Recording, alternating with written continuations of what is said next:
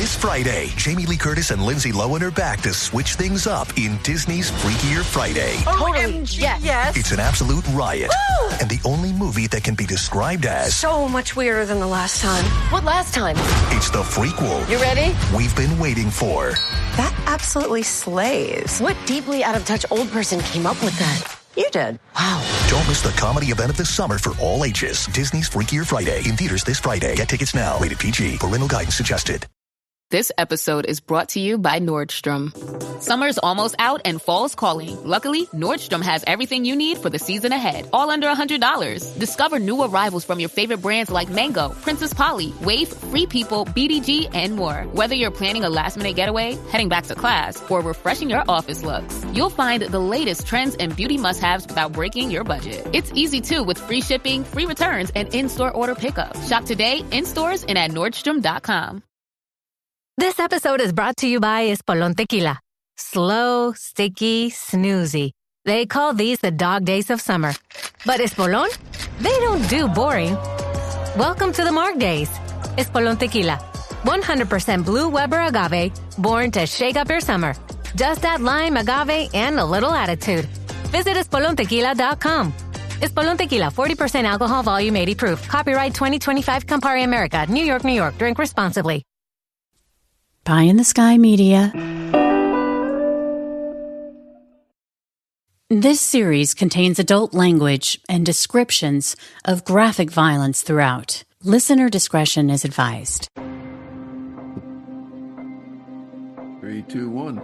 Hello and welcome back, Criminal Mischief Nation, to another bonus episode, number 132, by the way, of Criminal Mischief. Criminal Mischief with Carolyn and Branden. I am Branden, your co-host. I'm here, as always, with the great Carolyn Sorio, who is gracing us again with her presence and her intelligence and her wonderful podcasting skills. Hello, Carolyn. Nice to see you again. Ooh, you're like, let's groove tonight. Yeah, right? Ready to go. I'm ready. You've got a couple of little extras in there. Yeah. My incredible podcasting skills. That's right. Okay. That's right. Okay. It's all true. It's all true. How was your week?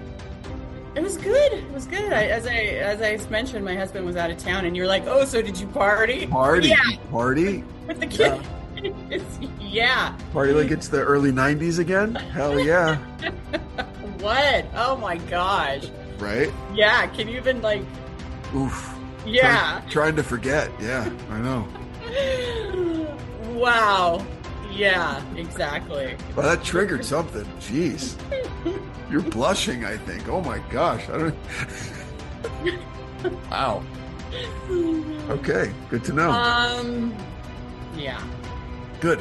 So yeah. Cool. Family's good? Definitely, yeah. How about you?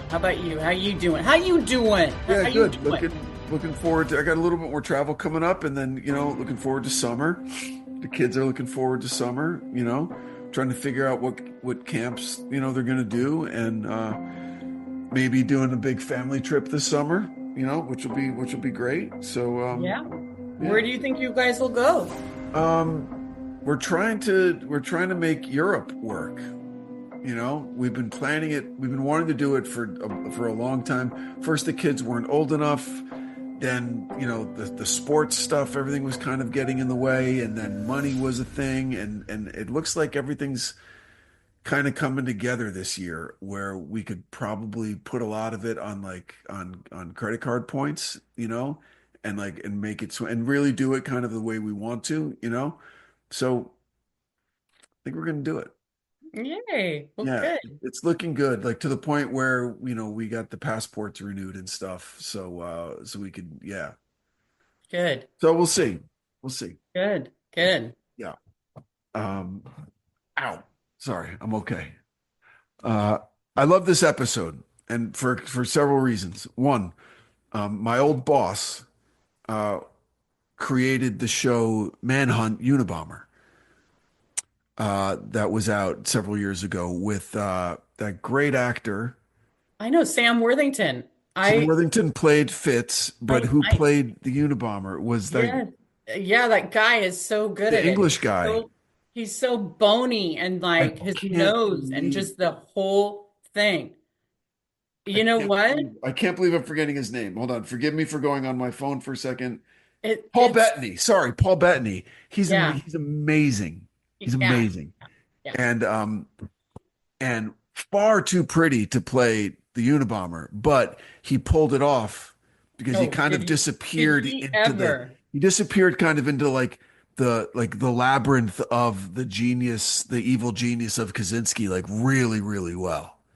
Like, He yeah, embodied it. yeah, he really did. It's funny because when I was talking to Fitz, I had forgotten that I'd watched it. Oh, And so really? then, yeah. Oh, And so wow. then, and so then I went back and watched it and was like, because he was such a really interesting person. And it was kind of like he and his buddy have a podcast and it's called Yeah, Cold Red or yeah, yeah. yeah, And so I was interviewing both of them at the same time, but it was like anyway, so there's more on the horizon with his buddy who's also very accomplished and I don't have my notes in front of me, but anyway, it I went back and started watching it again just and I was like, "Oh yeah, I forgot. I forgot that I'd watched this." yeah. And um yeah, so it So was good. It was interesting. just so good. And Bettany and just the way they did it and Fitzy playing a kid from Philly, and because with linguistics, and do you remember where it went? Remember, I mean, of how he pronounced the word water. Water. Water. I Right. know, Yeah. and I wanted to include it, but I didn't know if it because he said it was like 85% accurate. So I'm like, okay. And I totally was like, so remember that moment. Yeah. It was What do you, I want to hear what you think about that moment because I have something to say about that moment. What do you think of the Wooder? well, totally true, right? Totally true.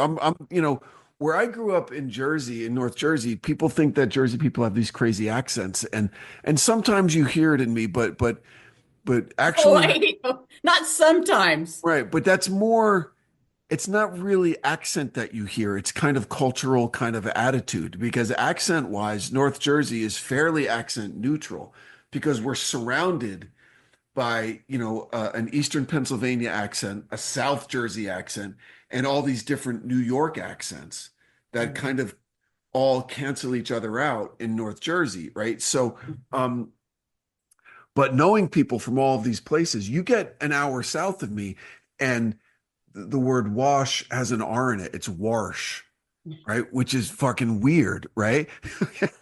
And then you get all the way down to Philly, and it's not water anymore; it's wooder. But you understand it, and you're like, oh, okay, that's how these fucking weirdos talk, right? I'm kidding. I love Philly. It's the fighting city of Philadelphia. I absolutely love it. But so I just found it so intellectually interesting watching No, this, totally. right? Absolutely. And Yes. one of my best friends is a very he's a very arrogant intellect, right? Oh my He's gosh. super smart, and he hates more than anything when he's wrong about something. Oh, He I'm so hates surprised you guys are and I buddies. love him to death. I love him to death. I do. And here this encapsulates his entire personality. We're at the gym, okay? And he's in the industry, when we would go to the Hollywood YMCA, there's a ton of actors that were there all the time, right? And he recognizes a guy in the boxing gym, in the boxing ring, okay? So in between rounds, he goes up to him, he goes, "Hey, and nice to meet you. It's I forget the name." He goes, "It's Jim, right?" And the guy goes, "No, no, no, my name's Mark." And my friend goes, "Are you sure?" Like Oh my God. seriously, Just like walk away. Walk like away he at that point. seriously asked the guy, "If you sure you know what your name is?" Like that's the intellectual arrogance that you come with. And I've broken his balls on that for 20 years. Okay. It's fucking hilarious. All right. But he's also vulnerable, and he's disarming, and he's funny, and he's a great dude. But so how it relates to this is Yeah. he thought that the eat your cake and have it too was a writing device, was a plot device that the writers made up for something which, you know, is feasible to think about. Like, we need Yeah. more on this linguistics thing. And the showrunner goes, guys, come up with something. Okay. He was positive that there's no way that the actual way to say have your cake and eat it too is eat your cake and have it too.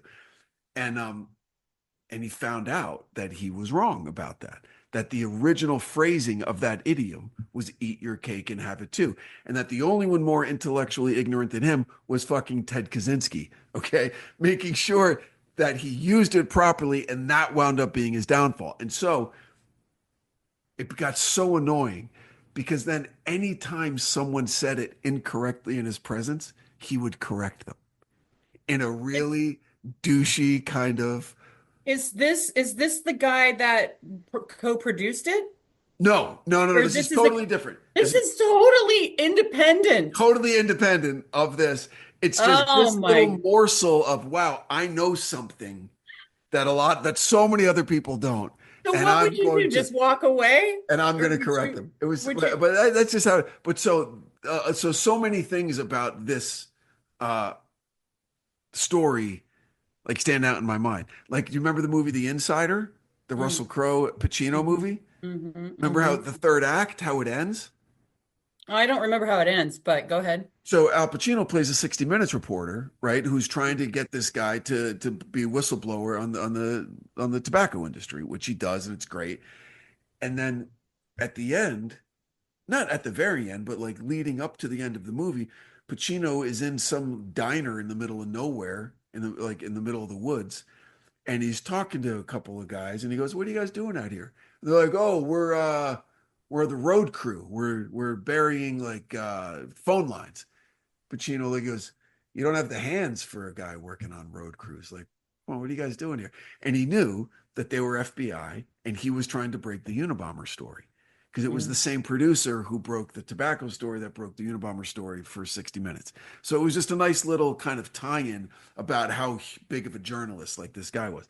So that was great. Yeah, that was great. And I remember more than anything, I remember the case breaking. I remember the helicopter shot of them lifting the shack out of the woods, because the whole shack became evidence, and they brought it to like that hangar for the FBI.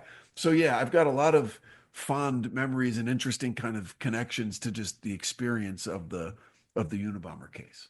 Yeah.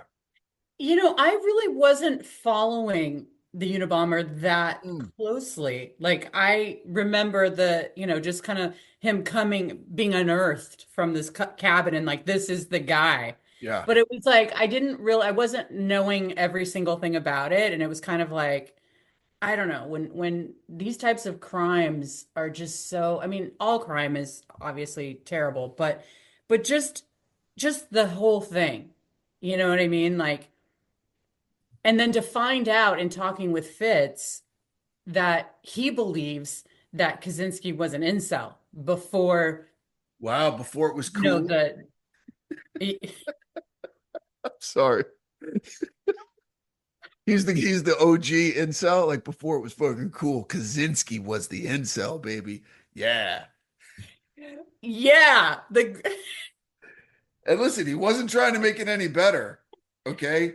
He could have done something with his hair, maybe not lived in a shack without plumbing in the middle of the fucking woods. It was so weird though, because like, and I don't know if this is true from the Manhunt Unabomber Right. or the reality of it. So I don't know. But like, they were watching the cabin and he wasn't coming out. And his whole thing was about being in nature and like, just like, He didn't come and out it's for that. like, he wasn't going out. So like, he was imprisoned in this cabin, and it's just like the jail cell, because he had told his brother, like, I can't believe you did this to me. And,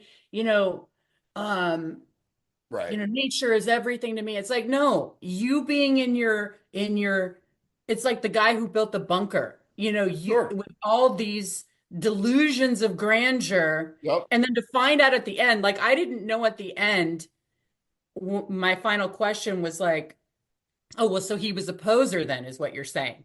And he was like, and he goes, that's one way you can put it. Yeah. Hold on, I'm making notes so I don't forget points that I want to make, but I'm still listening. That's totally fine. No, I just was like, he was angry at his parents. Yep. All these things come down to this, the human beings, just twisted. It really didn't have anything to do with his thoughts because he stole them from someone else.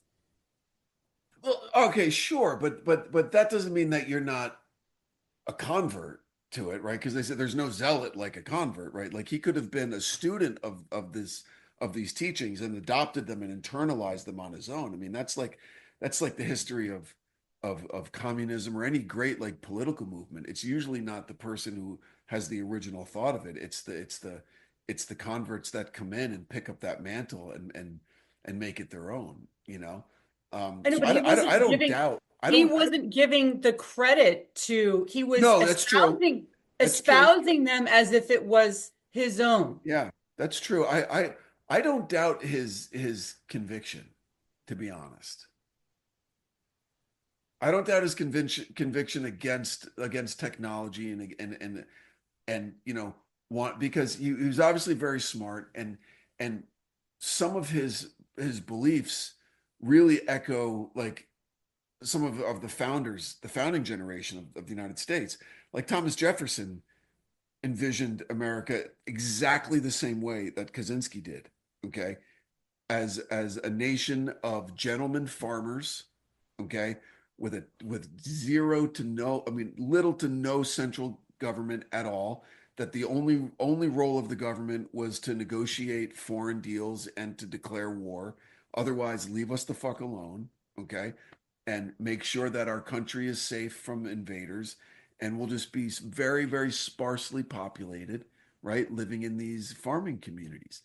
That's how it was envisioned, that not like these massive population centers and all this and the strong central government, like all of that. So Kaczynski turned that kind of on its ear with his beliefs, and meaning like let's get back to that through violence and through terrorism, which is never a good way to fucking do things, although it's been effective in the past.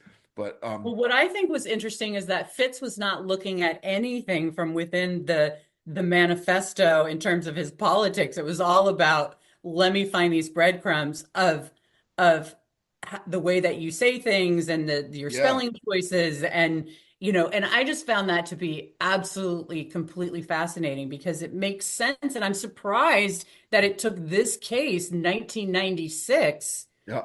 to be used forensic linguistics. Like, And you know how hard it was? I'm going to get to that. That was one of the notes that I just wrote down. And that's something that the TV show Manhunt Unabomber really focused on, I think, in the third episode, really, really well. But we'll get to it. So, um, the main reason that I knew about this is because my father was a pilot, and United Airlines like made a plea because they were the biggest airline at the time. They made a plea like we could be targeted, right? If you don't negotiate with this guy. Okay. So and my dad was going up in a United Airlines jet every day for work. Okay. So I was really interested. And I don't know, it's so weird things that stick out to you, but I remember reading about his first victim, okay, where it blew up in the person's hands and their hands were damaged. They weren't killed. And one of the things that the person had to live with the rest of their lives was that his right hand lost the ability to think. And what that meant was if you reach into a pocket full of coins, your hand can differentiate between a quarter, a nickel, a dime, and a penny without having to look at it, just by how they feel. And that was one of the main long-term injuries that the person sustained. I don't know why I remember that. how did you remember that from like I don't know. from I like read it. 1978? I read it 30 years ago when I was reading about the Unabomber, and that stood out. Yeah, I don't know why, because I mean, I think that that's it. I it think just that anchored in my brain because right away I tested the theory. Right away I put coins on my desk and I closed my eyes and I went, wow, I could totally. My hand is thinking right there. Yeah, I think that like that anchor point in your mind is why I wanted to have the one of the victims' loved ones describe kind of mm, what they went through because the bombs that you kind of get glazed over, and I don't mean to. I didn't want to, but like without those specific details of like what that was anchored in your mind, because just like how messed up is that? You can't put your hand in your pocket and get coins. Like the simplest things that we take for granted, Sure. is like how you remember. And I think that that's the thing with me, with not really giving a shit about his manifesto, is that I think about the people, and I know you do too. Obviously, 30 years later, you're still remembering, Yeah. the fingers being blown off. But like everything he has to say gets lost in the way that he went about doing this. You know what I mean? Like it doesn't even matter to me. I don't even give a shit about what he thought, you Yep. know? Yep. Yep. And so, and what they did really well, was they really focused on how difficult it was for Fitz to get the warrant based on the linguistic similarities between his earlier writings and the manifesto. Right? The judge was like super like, man, because judges don't want to get overturned. Okay. No. And if you remember the way that they did it, they had the whole area staked out, like surrounded. And they're like, he's going to come out any fucking second. He's going to know we're here. He's going to start destroying evidence. Like, we have to go in the next like 2 minutes. And he's on the phone and he's waiting. Is the judge going to sign off? And I don't know if they did that cinematically or if it was actually that. But either way, it was pulled off really well where it landed with how difficult it was and how important the warrant was. Because then they go in there, they get the warrant and they get him. Okay. Mm-hmm. And then they still fight it. And there was this great scene where Paul Bettany as Kaczynski is explaining to Fitz, I'm basically free because everything that you have is, and he explains the fruit of the poisonous tree doctrine in law, right? Mm-hmm. The warrant was bad, so then anything that the warrant found is gone. And Fitz was terrified that he was right. Well, what's interesting is that it wasn't that he was just only terrified that he was right, but it gets back to the water. It gets back to Philly. It gets back to right. It's going to test I feel like whole theory of I linguistics. know, but it's not just that. It's his whole self. Everything. Whole self as an imposter, as someone who feels like, I mean, look at his path. Like he was a beat cop. He was a beat cop and then gets invited to Quantico. I mean, it's talk about a late bloomer. It's amazing. I know, but a lot of the times when you get into those situations, you get into those rooms. I mean, we've been talking about imposter syndrome. Yeah, sure. Recently, Yeah. right? Look, and it's like his work was either going to blaze a trail for a new methodology in forensics, right, with linguistics, okay? And he was, as a result, was going to put away one of the most notorious criminals in U.S. history, or he's going to look like a fucking idiot. I know, but you know what? This and this is how I think they did such a good job. That push-pull that everybody can relate to. I don't know if this actually happened. I feel like he had to fight for credit because especially like, and this happens a lot in law enforcement. I've seen it myself where people take credit blatantly rip it off. No, that they don't deserve. Yep. And they rip it off. Stolen valor. Yeah, sorry. But it's like, depending on what job you're doing, that's it is like stolen valor. Yeah. And then you thinking, how much do I fight for this? Because I'm doing it for the good, right? I'm doing it for the greater good. And what's my ego involved in it? And then also like him being slammed, like Chris Noth did that so well. Yep. He was like, and how he was like made fun of and I don't know how real that was. Right. But like, how many times that story just never gets old to me. Yeah. Like you're going up against this and you're going up and you just believe in it. You believe in it, almost to the point of insanity where you start losing your credibility and you still stay the course. And, I don't know if he lost his family, but anyway, it's just whenever you're doing something new, and he was with forensic linguistics. Taking a risk. It took a lot of courage to do that. And I don't think they would have found this guy. No, I don't think they would have either. And it was, they went against the grain so many ways, like negotiating with the terrorist, releasing the manifesto. But and he said, I loved all the 12 Angry Men reference, and you called it that an old movie. Gosh, and it's old, but I don't like thinking of it. It's Sidney Lumet. It's okay. It's black and white, but it was like super intense. It was I know so it's from funny. the 50s. I know. I just don't like thinking of it as old. I know, but I'm just being honest. Okay. And I love that he slowly turned these other five guys, because I think that they realized we're looking at it wrong. Don't look at it as we're negotiating with the terrorist. Look at it as we need to get this out there.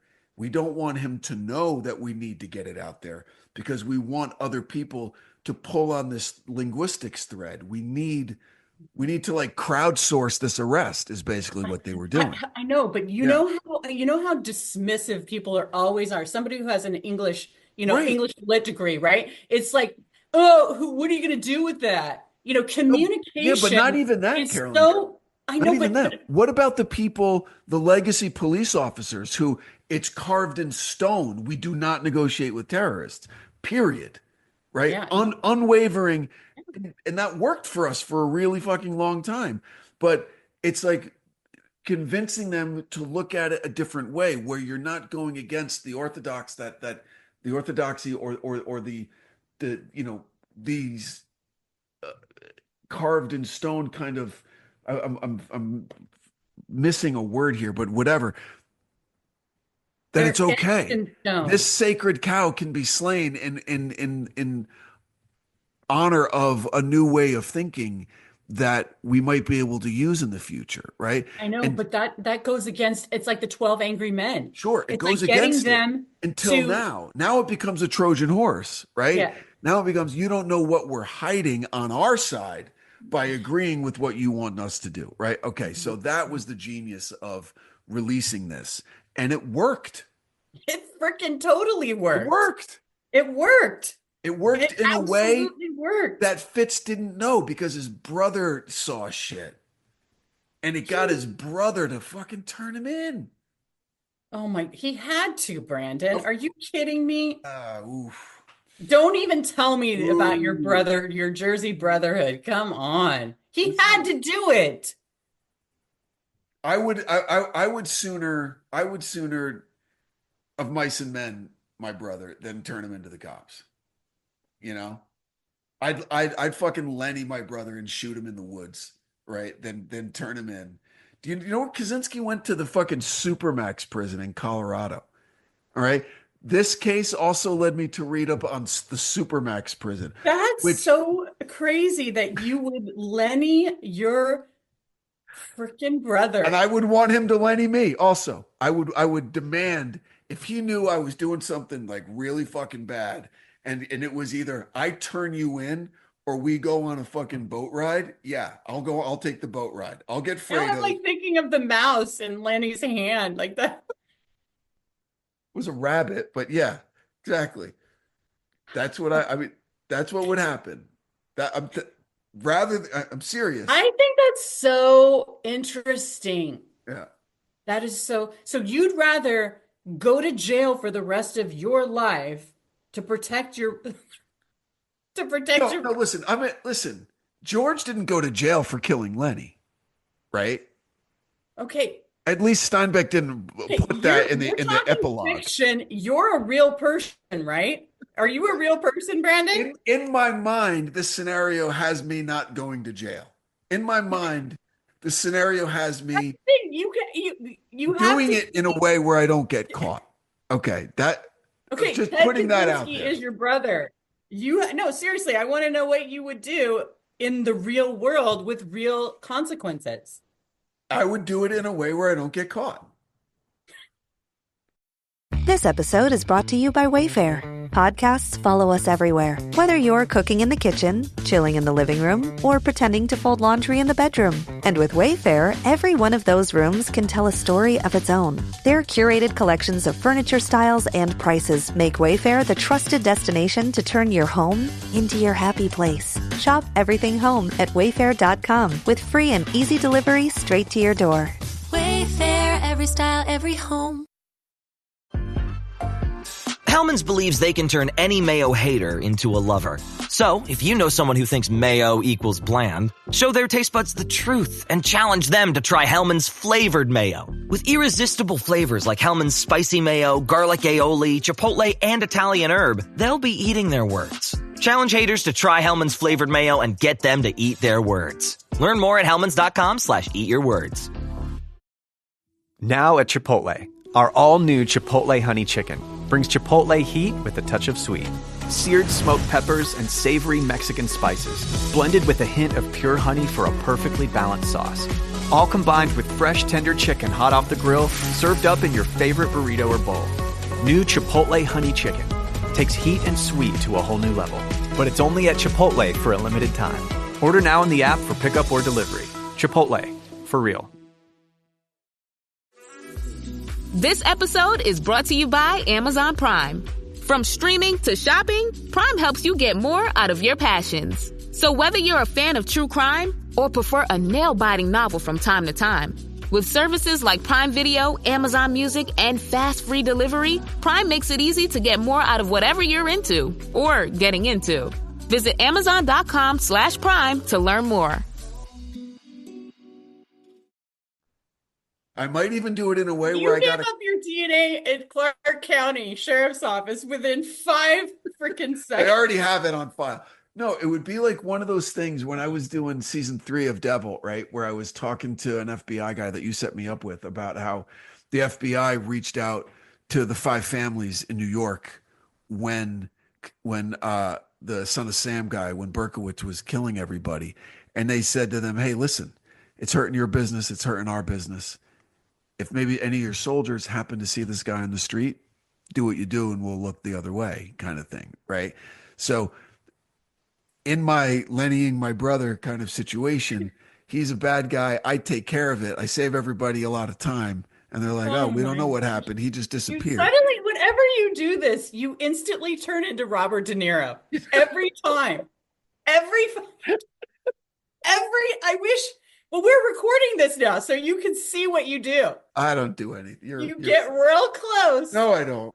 And then you have that. I can't. I'm not going to try to do it because I know you'll make fun of me, and I can't do it. But you just do this. No, I don't. It's so funny. No, yes, yes, not true. Yes. So that's what would happen. I would get away with it. It would be an agreed kind of thing. Yes, I would prefer that than fingering my brother in open court and saying, yes, this is him and this is how it is. And it's too much. It's too much. And he lived with the guilt forever. He wrote his brother for 25 fucking years. Forgive me. No. I know. Okay. So look at that. And did his brother hold a grudge? Of course. He even filled his commissary. So just read up on where Kaczynski lived for 25 years in Supermax. Okay. He was living. Have you not seen that cabin? Supermax is worse than the cabin. The only difference is that he has a toilet in his room, but otherwise it's all concrete. There's nothing. It's just a concrete box. That's what he was to me. To me, he was a prisoner of his own mind, and he did it to himself. Sure. Until you go to Supermax, where you're in your cell for 23 and a half hours a day. Okay, well, and it's he didn't come out of that. He did not come out of the cabin. I don't see him frolicking through the woods. You have a 2-inch mattress. Going hiking. What? You have a 2-inch mattress, 2-inch thick mattress. It's like a toilet sink combo. Okay. You can barely take 4 steps without hitting into a wall. You stretch your arms out if you're tall enough like him, and you touch both sides. I mean, and he absolutely deserves 100% every bit of it. And I wonder, he was so stubborn. It's like, did he have any regrets? You know? I doubt it. His hubris would probably prevent him from having regrets. That's what I think. I think you're absolutely he thinks he's right. He thinks he's right. The fact that he would send a scathing letter to his brother when he tells them, hey, I'm getting married. And he's like, you're making the biggest mistake of your, I mean, just, it's all about him. Right. We know people like that though, right? Like yes. Who think, I mean, in a much more benign kind of funny way, one of the, and no one's going to know who it is because both of my kids play on teams, and one of the moms on one of the teams over the last 3 years. So really getting very non-specific. There was a mom who thought she had the answer to everything. To everything. Okay. Even if you didn't ask. Okay. Oh, I saw one of your daughters skinned her knee. Here's what you get. Here's how you do it. Here's how you apply this balm and for how many days. And then when you're done, you do that. And I'm like, first of all, I didn't ask you. Very kind of you. Thank you. Appreciate it. The first 19 times I got 3 pages of unsolicited advice. I was very, very nice about it. But then it's like, then when you get into travel, well, here's what you do. And you go on this one, and you go to this website, and you find this and this and da da da da. And like nobody's fucking asking. Okay. And so with Kaczynski giving that unsolicited advice to his brother about getting married, and da da da da, like all of this kind of stuff, it's like there's no reasoning with that, with a person like that. There's no telling them, I don't agree with it.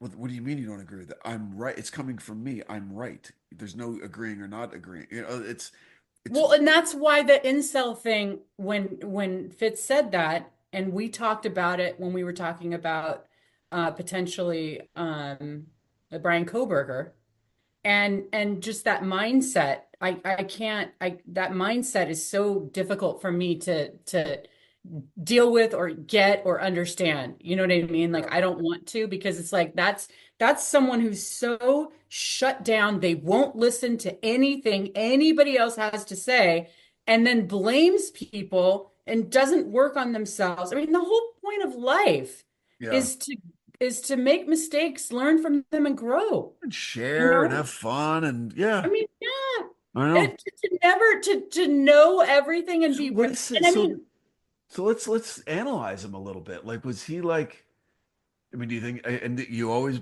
give me shit about this, but do you think there was like some psychosis in him? Do you think there was any mental disease? I definitely think. Yeah, I do. And I think not just arrogance or narcissism, which obviously he had in spades. No, I think that he did something clinical. And then there was also that I didn't even get into this, but that MK Ultra thing, which I don't know how true that was or accurate, but like, yeah, I think he was let down. And I think that I definitely think that there was some mental health issues going on there. And he never, and I think this is true. So again, I don't know, but it sounds like, he remained a virgin his entire life. Wow. Like, can you imagine not having any intimacy with anybody like your entire life? I can't, I mean, I think that I just, and not a priest and not, and not as a priest. So he's not like chilling with Jesus the whole time and making it. I mean, this is what he had. This is what he made the focal point: anger, rage, He thought he was a revolutionary, right? He thought he was going to make the world a utopia that only he understood, and none of us were smart enough or to understand. I know, and that was his downfall. The righteousness so of his cause. Tell your friend to be careful. Be careful of being a know-it-all. The righteousness, right? That's poisonous sometimes, I mean, look at the loyalty that his brother had to him, had for him. You mean other than when he cost him the rest of his life in jail? Other than that, he caused it himself. He put him in an impossible situation. I can't even go there with you because it's like, you know what? He put this poor man, the brother, in this position for the rest of his life. Mice and men. I know. I think that's funny that you're like, I'm going to Lenny him. It's like I knew immediately what you were saying. I was like, look out over the water, George. That's where we're going to farm. That's where you're going to tend the rabbits. Really? Lenny, sorry. Look out over the water, Lenny. Okay, George. Bam. I know, but is your brother a real Lenny? Of course not. No, of course not. What I mean is I will take care of the job rather than, because Lenny. I know, but that's the thing. George loved Lenny, and George knew Lenny would get eaten alive in prison. Okay. I don't think my brother would get eaten alive in prison. I just know that that's no life. So to prevent him from that, and I would want that. Listen, I would want the same thing for me. You got to Lenny me, Carolyn. All right. If I'm going down, and if you have the choice of like, I can either give Branden up to the cops or Lenny his ass, Lenny me. Okay. I mean, now that I know what your choice is, I will try to. The dude abides, but I have a deal with my brother-in-law that if either of us are ever on life support, that we pull the plug because our family members won't have the balls to do it. Okay.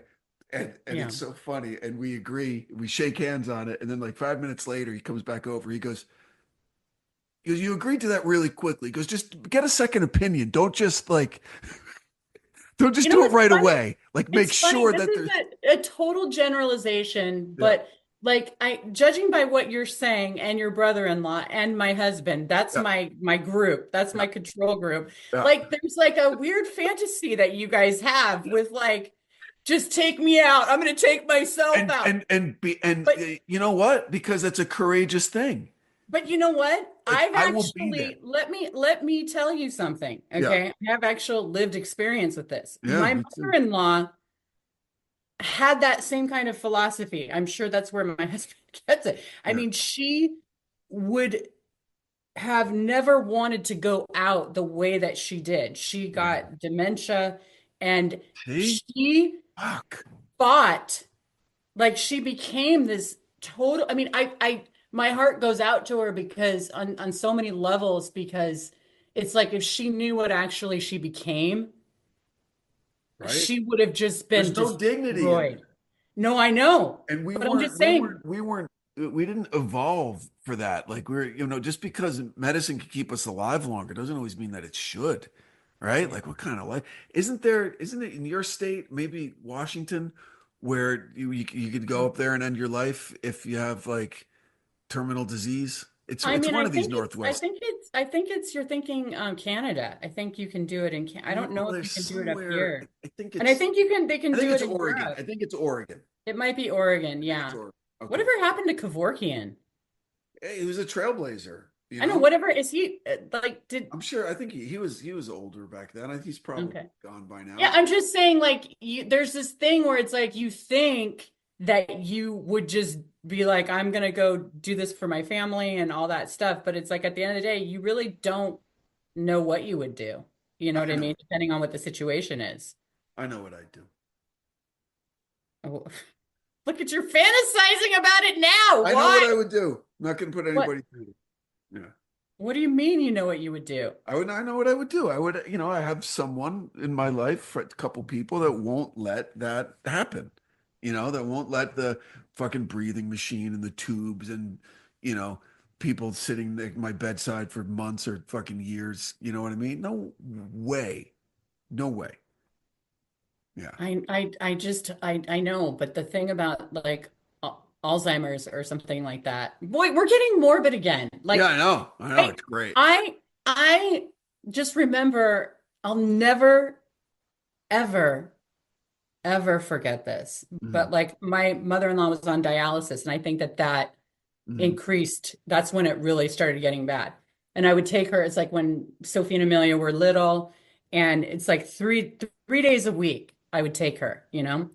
And afterwards, she would only eat tacos because, like, it's just weird, right? So we'd go to the drive-thru. I'd get her the tacos. I had tacos with you in Oregon.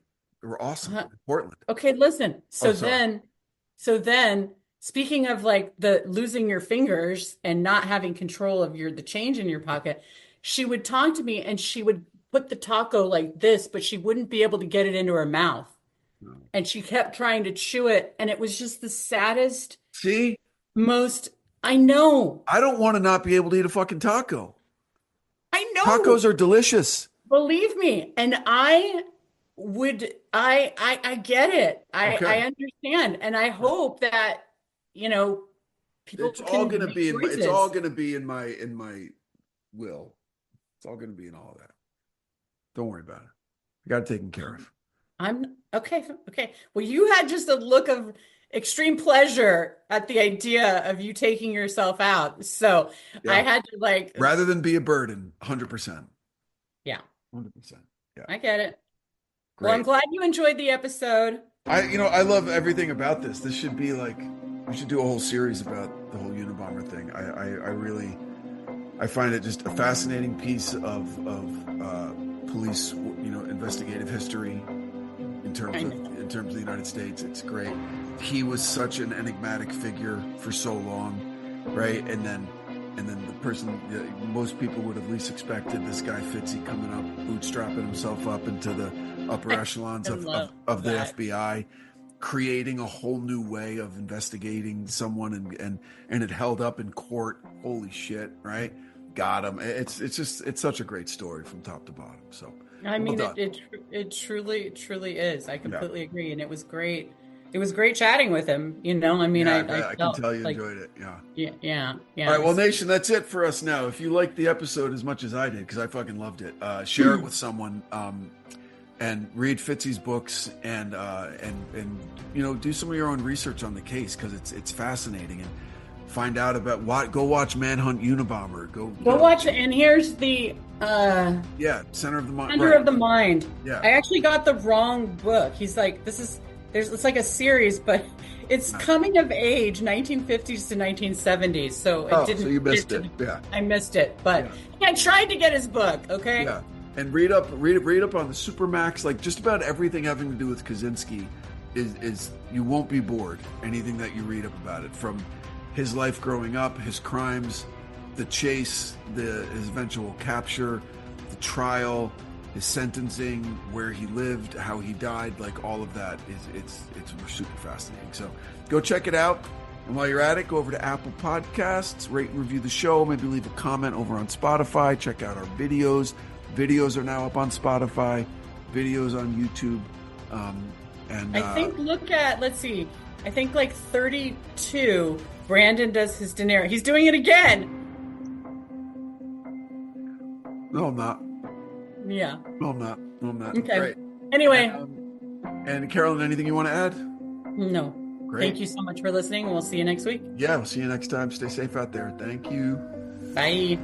From Pie in the Sky Media, Criminal Mischief is an EVO production. Recorded live in the beautiful Pacific Northwest. We're produced by Brandon Morgan and myself. Music by Soundstripe. For EVO Creative, I'm Carolyn Osorio, your writer and host.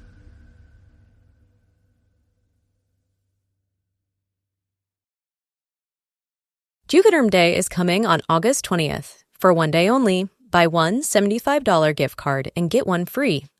Juvederm Day gift cards can be used on any product in the Juvederm collection of fillers. Don't miss out on this once-a-year chance to save. Join Allie now while supplies last. Skin Beef by Juvederm is excluded from this promotion. Terms and conditions apply.